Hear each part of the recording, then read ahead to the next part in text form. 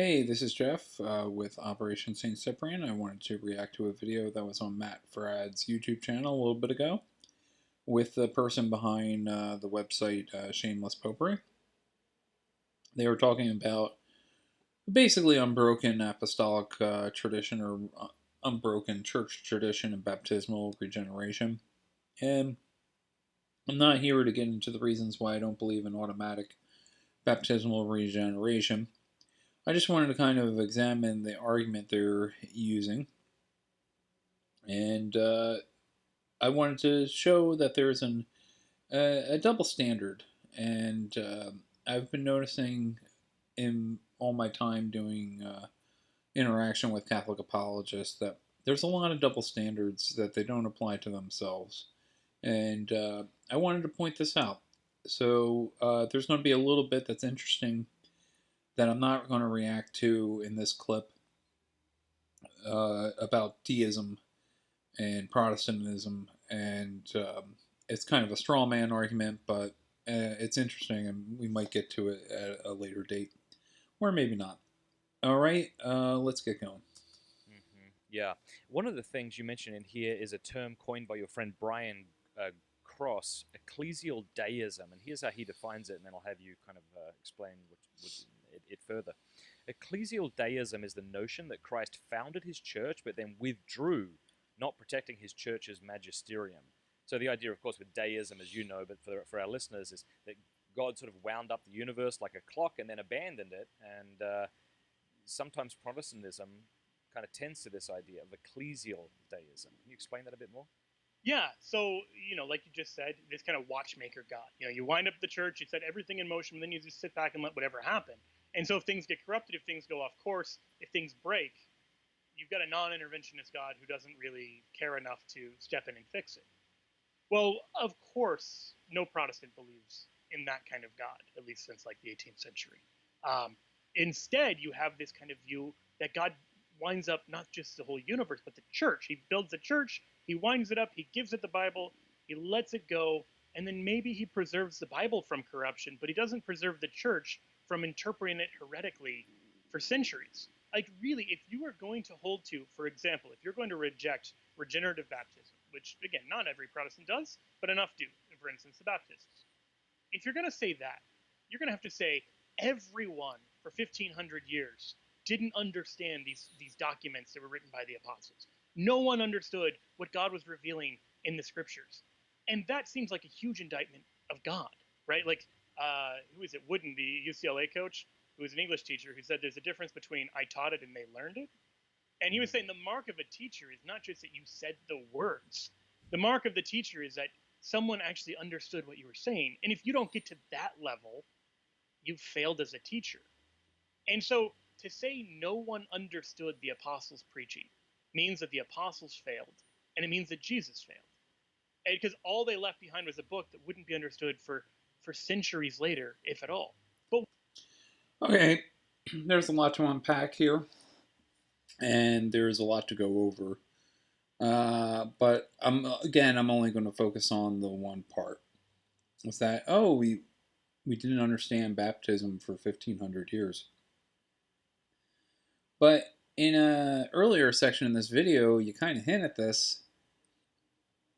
You've, especially within Rome, but in the Protestant world as well, you've radically changed your understanding of human origins being created by God directly.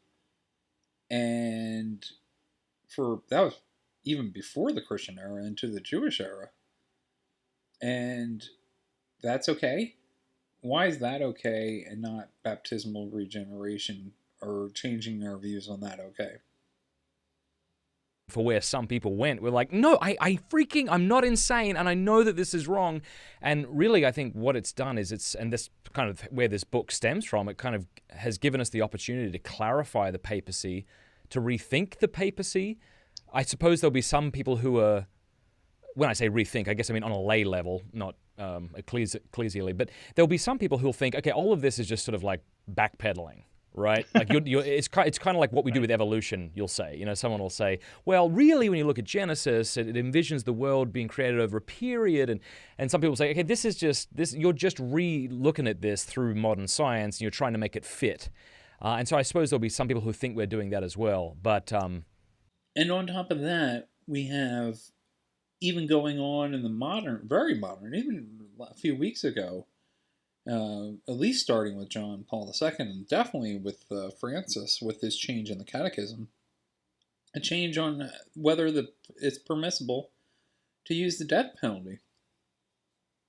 So, why is that okay and not a change in how we view baptismal regeneration? I just need to mention something. This next clip is by a sedevacantist group, which doesn't believe the Catholic, but doesn't believe there's anybody sitting in the seat of Peter as a pope.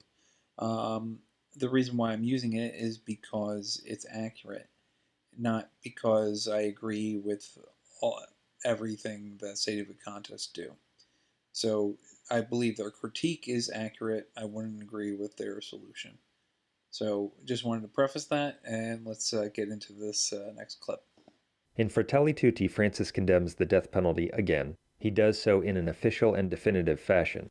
The Catholic Church dogmatically teaches that the death penalty is permissible for certain things. This has been taught by the solemn magisterium of Pope Leo X in the bull against Martin Luther, and by the Church's ordinary and universal magisterium throughout history. We have an article called St. Robert Bellarmine on the death penalty and heretics. It quotes various things from St. Robert Bellarmine, who sums up the evidence for the Church's position that it's lawful for secular authorities to punish heretics with death. Even though the quotes focus on the teaching of the Church on the death penalty for heretics, the passages demonstrate that the Church dogmatically teaches that the death penalty is permissible for certain things. Pope Leo X solemnly condemned the view of Martin Luther, which was that it's against the will of the Spirit to burn a heretic. Of course, the quotes covered in the article in regard to the death penalty for heretics express Catholic teaching on what is permissible and appropriate for secular authorities to do in a state that is properly constituted. In regard to heretics such as John Huss and Martin Luther, who held that it is not lawful for secular authorities to put heretics to death, St. Robert Bellarmine said, quote, "All Catholics teach the contrary," end quote. So, all Catholics teach that the death penalty is permissible for certain things. However, Anti-Pope Francis and his sect condemn the death penalty because they aren't Catholic. And then lastly, for centuries, Rome had a view on no salvation outside the church. That has been really changed, and I know what the counter arguments are, and I find them unpersuasive. And we're about to end with a very long clip that shows why I find them unpersuasive. But why is that okay? And about why is it okay when you're talking about the salvation of people's souls and what church they belong to, or what even faith they belong to? Why that change is okay, but a change on how we view baptismal regeneration isn't okay? What's the point of these unequal weights and measures unless it's just whatever Rome says? And our standard should be truth and reality, not what the last however many years says. So, but for certain issues, you agree with that, and certain issues, you don't agree with that. So, I think, as James White says, inconsistency is a sign of a failed argument. So anyway, help the algorithms out, like and subscribe and comment. I don't really care about the building up of this channel, although that would be nice. But I do, if you do, I would love to interact with people, pro and con, in the comments below. And as we exit here, I leave you with a long clip about the changes to no salvation outside the church. God bless, and see you next time.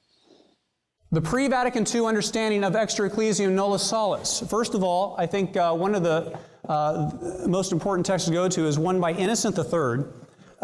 This was a pope who created a confession of faith for the Waldenses. The Waldenses were a group that were actually Roman Catholic that eventually broke away from Roman Catholicism under the Inquisition.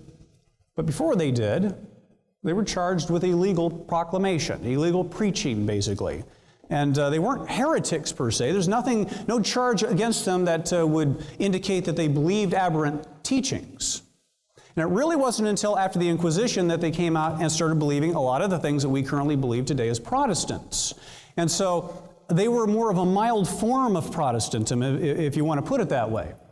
Innocent III came out with a statement, a confession of faith, that they needed to sign, they needed to believe before they could be accepted and fully embraced by the Roman Catholic Church. And so that they were not in danger anymore of actually being excommunicated. Here's what he said.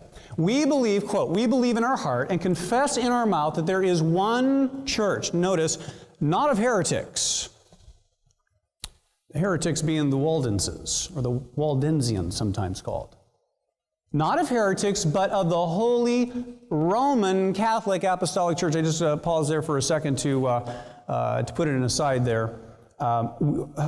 We didn't make up the word Roman Catholic. The word Roman Catholic was used in the ancient church. It's used by the scholars of Roman Catholicism even today. And so when you hear a Roman Catholic apologist telling you, we don't want to be called Roman Catholics, we're not Roman Catholics, that's a right within the Catholic Church, but it's not what we are. We're Catholics, period. This is what the Roman Church itself called herself back then. We believe in our hearts and confess in our mouth that there is one church, not of heretics, but the Holy Roman Catholic Apostolic Church, notice, outside of which we believe no one is saved. That means of the Waldenses, if you go outside the church, if you fail to do what we want you to do, if you fail to submit to the Pope, and we excommunicate you, there's no salvation out there for you. Now keep in mind, it's not based on belief so much, because they weren't heretical in their beliefs. Instead, it's based on just being outside of Rome.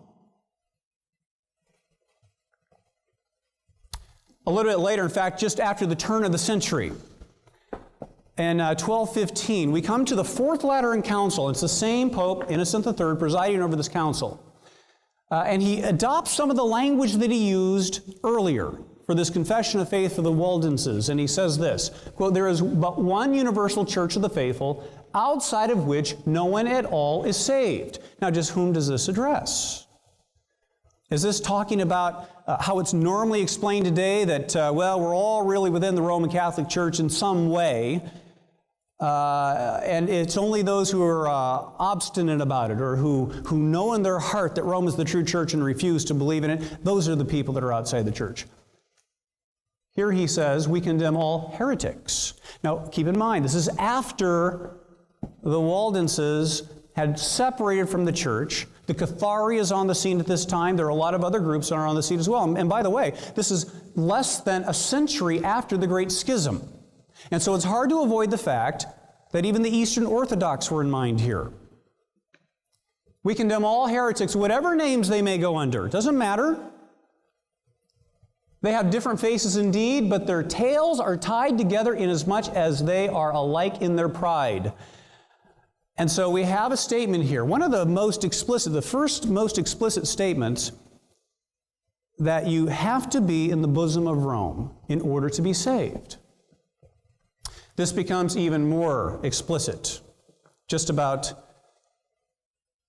well, another century later, just under a century later, with Boniface VIII. Boniface VIII, and probably the most cited document of all time for this issue on extra ecclesiam nulla salus, Unum Sanctum. Unum Sanctum was a document that was partly composed by Boniface the VIII, and he says this, quote, urged by faith, we are obliged to believe, and he goes on and he names, we're obliged to believe in the one holy Roman Catholic Apostolic Church, But that's not all we're obliged to believe. We're also obliged to believe that outside of this church, after he defines just who this church is, it's not just anybody who claims to be a church, it's Rome. After he defines who this church is, he says that outside of this church, there is neither salvation nor the remission of sins. Furthermore, he's not done. Furthermore, we declare, state, define, and pronounce. Now, that is technical language in Roman Catholic parlance. Why? Because it's the same type of language that is used in infallible papal infallible documents, such as the Assumption of Mary, the Immaculate Conception, etc. You're going to find the same type of statements. Here is a situation where a pope is sitting on the chair of Peter and pronouncing a dogma. And he says this, furthermore, we declare, state, define, and pronounce that it is altogether necessary to what? Salvation for every human creature to be, not just to be in the church, to be subject to the Roman pontiff. So Boniface VIII has taken it a step further. He's gone not just that you have to be in the church in some quasi way, you have to actually be in submission to the Roman pontiff. And if you're not in submission to the Pope, you're not in the church and there is no salvation.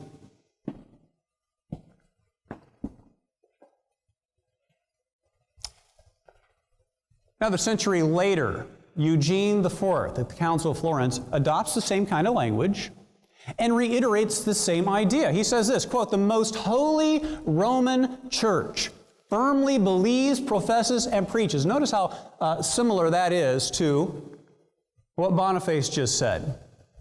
That we declare, state, define, and pronounce.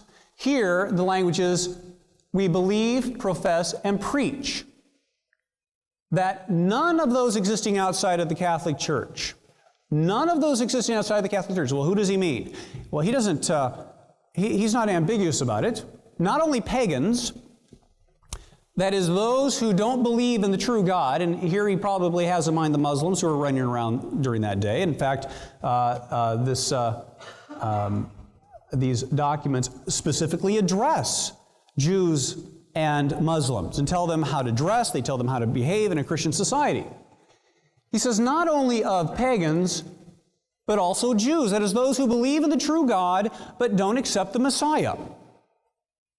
So we've got Muslims or pagans, we've got Jews, and heretics, the Waldensians. We're still being persecuted. In fact, they were persecuted for several centuries, so they're still running around. These are the heretics probably that's being referred to here, and schismatics, and it's hard to miss a reference to the Eastern Orthodox here. None of these can have a share in life eternal. Now, if that were not clear enough, he's not finished. He goes on. No one, let his almsgiving be as great as it may be, no one, even if he pour out his blood in the name of Christ, can be saved unless he do what? He remains within the bosom and the unity of the Catholic Church. In other words, you cannot be outside of the visible church. You cannot be outside of the authority of the Pope and be saved. That is the teaching of the church during that time. There's one more I want to take a look at because it's a more recent document. In fact, it comes just about 150 years ago by Pius IX. Pius IX in 1863 said this, quote, God in his supreme goodness and clemency by no means allows anyone to be punished with eternal punishments who does not have the guilt of voluntary fault. He's answering the question, what do you do about those who've never heard of the gospel and try to live a good life? And he's trying to answer that. God's not going to punish him with eternal punishments through no fault of his own, as though we have good people running around the world seeking God on their own. But he goes on, but it is also a Catholic dogma that no one outside the Catholic Church can be saved, and that those who are, note, rebellious against the authority of that same church, and who are obstinately separated from the unity of this church, and, note, also from the Roman pontiff, successor of Peter, to whom the custody of the vineyard was entrusted by the Savior, cannot obtain eternal salvation. This is brought it full circle. He's taken unum sanctum, he's taken cantate domino, he's taken a lot of the other documents, and he's pulled them all together and saying, look, you have to be in the church and you have to be subject to the Pope. If you're not either one, there's no salvation for you. That was the teaching of extra ecclesiam nulla salus up until about 1960 or so, when there was a change in plans. We want to take a look at just what change occurred there, because the church, the Roman Church at that point, did attempt to bring in that language. We're going to see that in just a minute. But at Vatican II, the understanding of extra ecclesiam nulla salus came up again. We had to explain that because it's such a long-standing tradition. It's been going on for a long time. You can't just throw away those documents. You have to do something with them. And so here's how Lumen Gentium is the document on the church at Vatican II. And specifically in chapter 2 of Lumen Gentium, the chapter called On the People of God, it says this. It just kind of starts out by saying, quote, all men are called to be part of this Catholic unity of the people of God, which in promoting universal peace predicts it. I want you to notice right off the bat the difference in tone. Beforehand, we're talking about exclusion language. Afterwards, we're talking about inclusive language. Things that we can bring people in rather than things that can exclude people from the church. Well, who does this impact? Well, he says all men, or it says all men are part of this Catholic unity. In what way? Well, it says that they belong to it or are related to it in various ways. In other words, we're all really part of the church in some way, to varying degrees. We're either in it, or we're beside it, or we're going to be grabbed by it in some way. And then it lists 3 groups. I put in the numbers here in brackets just so you don't think that's part of the original document, but it does identify 3 groups here. First of all, the Catholic faithful. That's obvious. The Catholic faithful are going to be in the church. There's no question about it. But also, all who believe in Christ. Well, who does that include? It's distinguished from the Catholic faithful. So all who believe in Christ now are Protestants, Eastern Orthodox, and number 3, the whole of mankind. Well, hasn't really left anybody out here. Why not just use 3?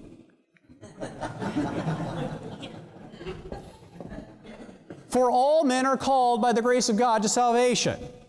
Now, the reason it uses 3 categories is because we're related in various ways. And so it's going to explicitly now tell us what those ways are. At least that's what we are led to expect. The very next verse.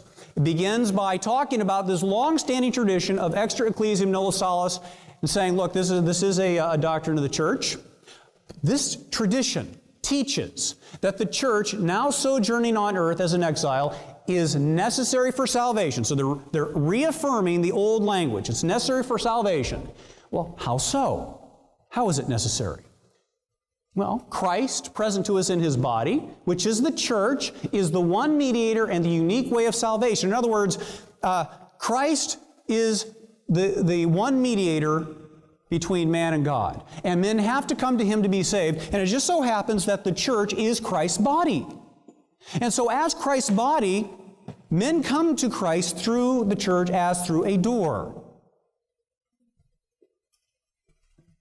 Goes on to say this in explicit terms. He himself affirmed the necessity of faith and baptism, for through baptism, as through a door, men enter the church. Now, that's the general statement.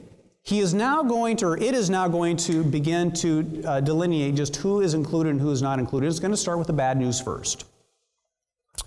Here's the bad news. Whoever, therefore, knowing that the Catholic Church was made necessary by Christ and would refuse to enter or to remain in it, could not be saved.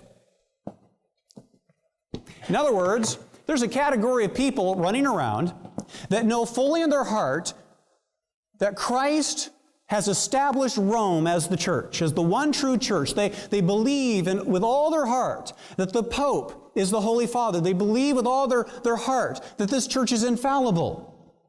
And they believe it so strongly they become Protestants. I don't know anybody in that category.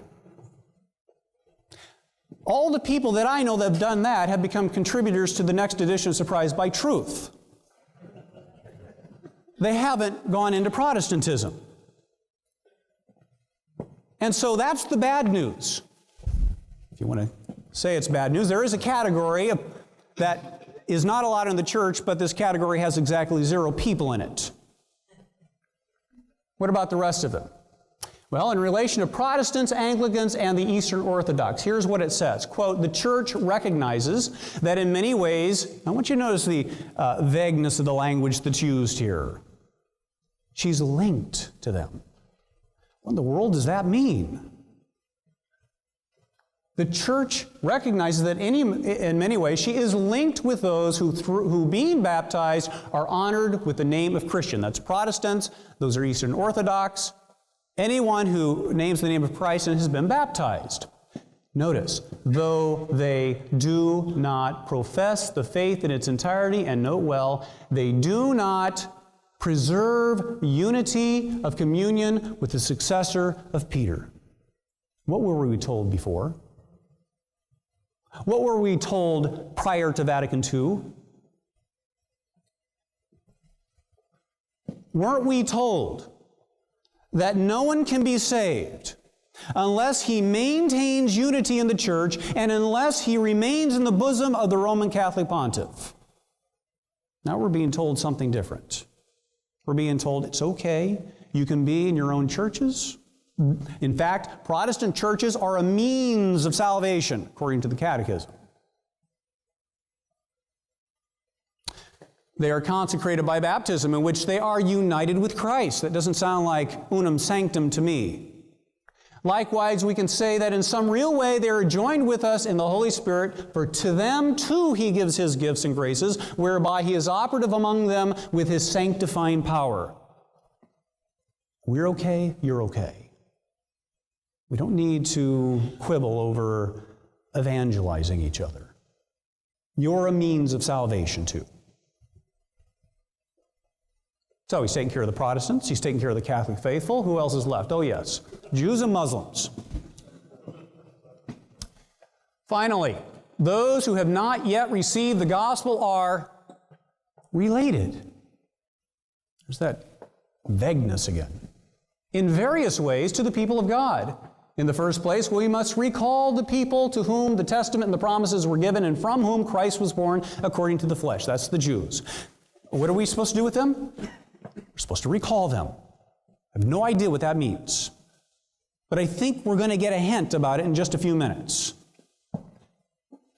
But the plan of salvation, in other words, it includes these Protestants who are fall in the name of Christian. It also includes the Jews who worship the God of the Old Testament, the one true God, though they don't acknowledge Jesus as the Messiah. Whom else does it include? But the plan of salvation also includes those who acknowledge the Creator.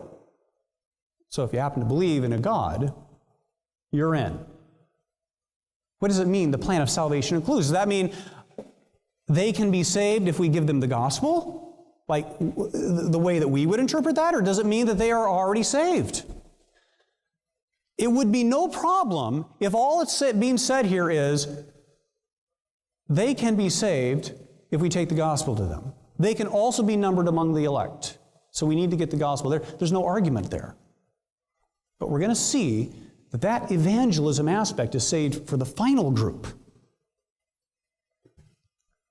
The plan of salvation also includes those who acknowledge the Creator. In the first place amongst these are the Mohammedans, that is the Muslims, who, professing to hold the faith of Abraham, notice this, along with us adore the one and merciful God.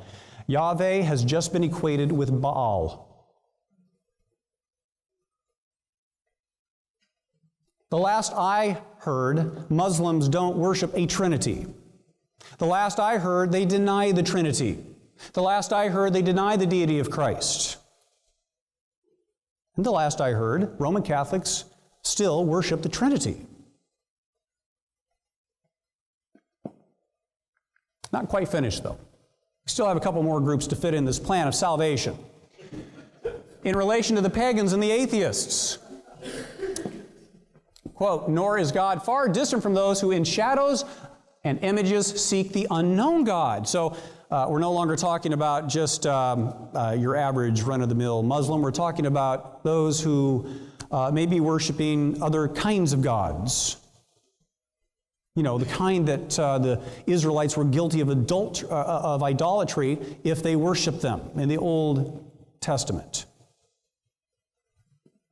So the pagans, those also can attain to salvation, notice this, who through no fault of their own do not know the gospel of Christ or His church, yet sincerely seek God and moved by His grace, strive by their deeds to do His will as it is known to them through the dictates of conscience.